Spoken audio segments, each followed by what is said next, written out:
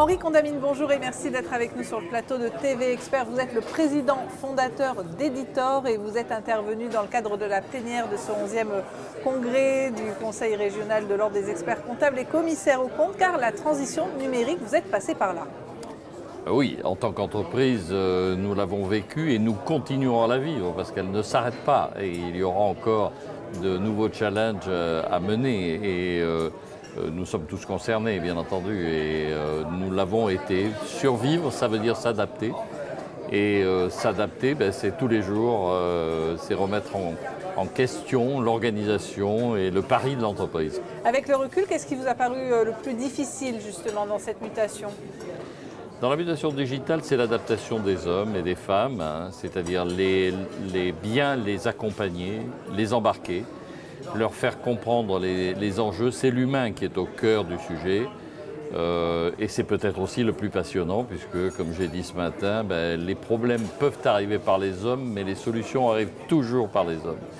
Donc c'est peut-être le plus difficile, c'est se mettre en question soi-même de façon à bien accompagner les équipes. En tout cas, il faut une locomotive.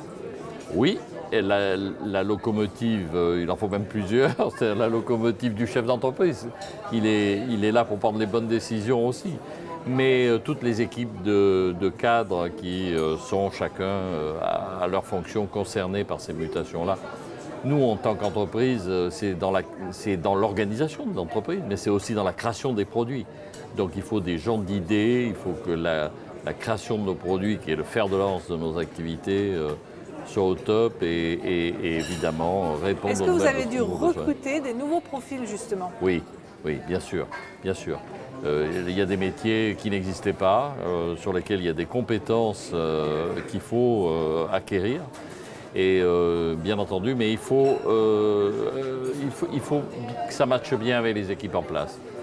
La tentation que nous avions eue, c'était de créer un peu un hub, un peu, non pas isolé, mais de digitaux, avec des nouvelles personnalités, des nouveaux comportements, des nouveaux métiers.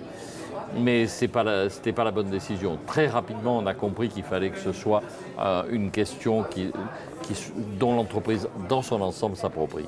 C'est aussi une opportunité pour les jeunes, peut-être, de rentrer dans l'entreprise ? Oui, bien sûr, puisque ces nouveaux métiers sont souvent maîtrisés plus par la jeune génération. Voilà, ce sont des digitaux natifs, comme on dit.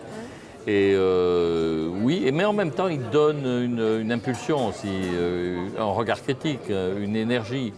Au contraire, oui, les jeunes sont indispensables dans ces mutations-là, mais les tenants en place, qui ont la compétence, qui ont les connaissances métiers historiques, sont aussi très importants.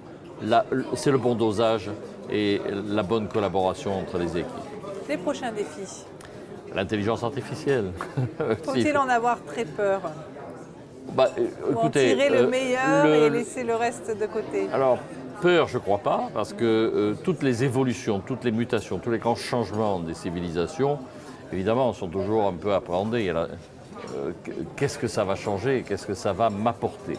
C'est ça le raisonnement initial. Mais non, il y a du bien à tirer de tout ça, bien entendu. Et il faut simplement bien le gérer et il faut apprendre. Parce que là c'est l'inconnu. On ne sait pas quelle est l'ampleur du phénomène et jusqu'où ça va aller en profondeur. Donc oui, c'est une belle question, mais ça remet en question aussi, ça fait bouger les choses et chacun d'entre nous est concerné et il faut le vivre collectivement et avec passion. Merci beaucoup Henri Condamine d'avoir été avec nous. Merci à vous. Merci.